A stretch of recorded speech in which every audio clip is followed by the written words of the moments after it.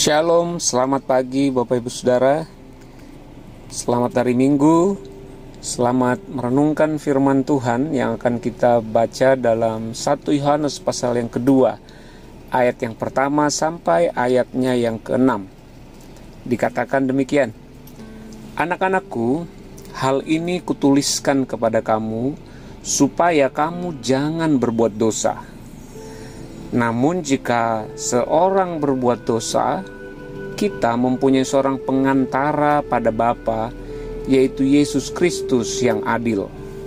Saudara, kita sudah bahas beberapa hari kemarin 1 Yohanes pasal 1, bahwa kita sudah dalam Kristus, Tuhan sudah menghapus dosa kita sudah menjadi anak terang, kita benar-benar disucikan dari segala kejahatan kita. Kita benar-benar sempurna. Kita sudah kudus di dalam Kristus. Nah, kebenaran di pasal 1 ini adalah sesuatu yang seharusnya membuat kita semakin tidak berbuat dosa. Karena bagaimana mungkin orang benar, orang kudus, anak terang melakukan dosa, hidup dalam dosa. Itu sesuatu yang harusnya mudah untuk kita hidupi. Namun akhirnya dikatakan bahwa anak-anakku, berita tadi, kebenaran bahwa kita sudah bersekutu dengan Allah Bapa dan Yesus Kristus, itu harusnya membuat kita menang atas dosa. Namun jika seorang berbuat dosa, jadi ternyata Alkitab pun, firman Tuhan sudah tahu, dan memang bisa saja terjadi kita walaupun sudah diselamatkan, tapi ternyata masih bisa jatuh dalam dosa. Jadi saudara, kita diselamatkan bukan karena kita sudah berhenti melakukan dosa, tapi kita diselamatkan karena kita percaya menerima Yesus sebagai Tuhan dan Juru Selamat. Kita percaya bahwa Dia telah mati, dikubur dan bangkit. Itulah yang menyelamatkan kita, dan itulah Injil, yaitu mempercayai Dia telah mati, dikubur dan bangkit untuk menghapus dosa-dosa kita dan menjadikan kita ciptaan yang baru. Namun sebagai ciptaan baru, anak Allah, ternyata karena kita masih hidup di dunia ini dan kita masih tinggal di dalam tubuh yang fana ini, itu membuat kita masih ada kemungkinan untuk jatuh dalam dosa. Oleh karena itu diberikan solusi. Kita anak-anak Tuhan, orang yang sudah dibenarkan, kita orang benar, anak-anak terang, kita punya seorang pengantara pada Bapa, yaitu Yesus Kristus yang adil. Artinya saudara, kita punya pengacara. Kita akan tetap dibenarkan walaupun kita mungkin masih jatuh dalam dosa, karena Yesus adil katanya. Maksudnya apa adil? Bagaimana? Harusnya kan dihukum dong kalau kita masih jatuh dalam dosa. Adil di sini artinya Yesus sudah bayar semua dosa kita. Makanya dikatakan ayat 2, dan Yesus Kristus itu pendamaian untuk segala dosa kita. Dosa dulu, sekarang, dan yang akan datang sudah dibayar lunas oleh Yesus. Yesus itu adil. Jadi justru kalau kita di dalam Kristus masih dihukum, masih mau diadili, itu ketidakadilan. Bukankah semua sudah Yesus bayar? Kenapa masih harus ada double pengadilan? Kasusnya udah ditutup, kenapa dibongkar lagi? Saya kan sudah bayar semuanya, emang ada yang kurang? Ini pengacara kita akan membela kita habis-habisan.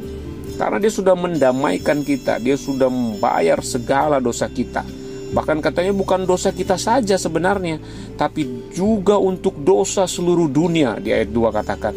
Artinya memang sebenarnya semua manusia di dunia ini sudah dibayar dosanya oleh Yesus. Namun tidak otomatis semua menerima pengampunan itu, karena ada yang mau percaya, ada yang enggak. Orang Yesus sebenarnya udah bayarin, tapi mereka bilang enggak, ya akhirnya mereka enggak terima pengampunan itu. Nah kita sudah terima, dan itu yang membuat kita bisa cepat bangkit dari kesalahan kita, jatuh dalam dosa langsung bangkit. Karena kita tahu itu bukan kita. Kita orang benar yang bodoh, kita orang benar yang terjatuh, tapi kita bisa demikian pula bangkit, dan akhirnya kita menang atas semua kebiasaan buruk atau semua godaan dosa. Kemudian ayat 3 dikatakan, dan inilah tandanya bahwa kita mengenal Allah, yaitu jikalau kita menuruti perintah-perintahnya. Barang siapa berkata, aku mengenal Dia, tetapi tidak menuruti perintahnya, ia adalah seorang pendusta, dan di dalamnya tidak ada kebenaran. Jadi di sini dikatakan bahwa kita kalau memang ada di dalam Allah, kita mengenal Allah, pasti ada cirinya, yaitu kita mulai menghidupi perintah-perintahnya. Kita mulai hidup sesuai dengan apa yang Tuhan perintahkan, yaitu kebenaran yang ada di dalam kita. Jadi kehidupan kita itu sebenarnya memancarkan siapa yang di dalam kita. Atau yang kemarin kita sudah bahas bahwa identitas kita itu akan melahirkan perbuatan-perbuatan yang baru dalam diri kita.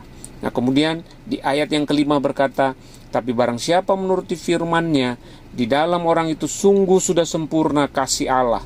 Dengan itulah kita ketahui bahwa kita ada di dalam Dia.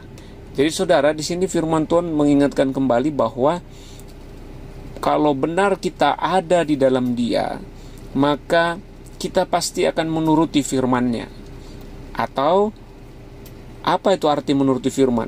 Di ayat 5 dikatakan, karena di dalam orang itu sungguh sudah sempurna kasih Allah. Nah jadi jangan terbalik. Ini ayatnya sangat jelas. Karena Tuhan sudah memberikan kasih-Nya sempurna di dalam hati kita, barulah kita mampu menuruti firman-Nya. Jadi menuruti firman atau hidup benar, hidup sesuai firman Tuhan, itu karena terlebih dahulu kasih Tuhan sudah ditaruh dalam hati kita secara sempurna. Kita hanya mengekspresikan keluar. Makanya kita jadi mengerti ayat yang berkata kerjakan keselamatanmu. Artinya memang Tuhan sudah selamatkan kita terlebih dahulu, barulah kita ekspresikan keselamatan itu. Jadi bukan untuk mempertahankan keselamatan, apalagi untuk mengejar keselamatan. Nah ini maksudnya ayat 5. Baru ayat 6 dikatakan, barang siapa mengatakan bahwa ia ada di dalam Kristus, maka orang itu wajib hidup sama seperti Kristus telah hidup. Nah ini wajib ini maksudnya apa? Ya kalau Paris itu memang laki-laki, tolonglah Paris, wajiblah kamu hidup seperti laki-laki. Kamu ngakunya laki-laki kok, tapi kok kayak perempuan, ini gimana sih? Nah gitu kira-kira. Jadi kalau kita bilang kita ciptaan baru, kita ada di dalam Kristus. Nah Galatia 2:19 bilang, ya yang lama sudah berlalu, sudah disalib. Namun hidupku yang kuhidupi sekarang oleh iman. Yaitu apa? Kristus adalah hidupku. Bukan aku lagi yang hidup, tapi Kristus yang hidup. Nah demikianlah saudara. Jadi setiap hari kita sebenarnya hanya mengekspresikan kehidupan Kristus yang sudah ada di dalam diri kita. Kalau agama mengajarkan kita harus belajar serupa Kristus. Kristus jadi guru, model yang harus kita teladani. Kita lihat semua di Alkitab, apa saja yang diperbuat Yesus kita lakukan. Nah kalau Injil yang benar adalah kita menyadari Kristuslah hidup kita, Kristuslah nafas kita, Kristuslah segalanya. Itu akan menginspirasi kita dari dalam untuk mulai mengekspresikan kehidupan Kristus itu. Sehingga sekian lama keharuman Kristus keluar dari hidup kita. Dan orang pun semakin melihat Kristus dalam hidup kita. Apapun yang kita kerjakan, orang bisa tahu ini orang selalu ngomongin Kristus, Kristus. Nah itulah ciri kasih karunia yang benar, yaitu kita mengekspresikan dari dalam keluar. Atau yang sering saya ulang-ulang, kita di Reborn Ministries, kita selalu berkata gereja kepenuhan Kristus. Kita hanya menumpahkan, mengalirkan keluar Kristus yang adalah hidup kita. Haleluya. Selamat menikmati hari Minggu, dan selamat menjadi garam dan terang, menjadi berkat bagi orang-orang di sekeliling kita. Tuhan Yesus memberkati.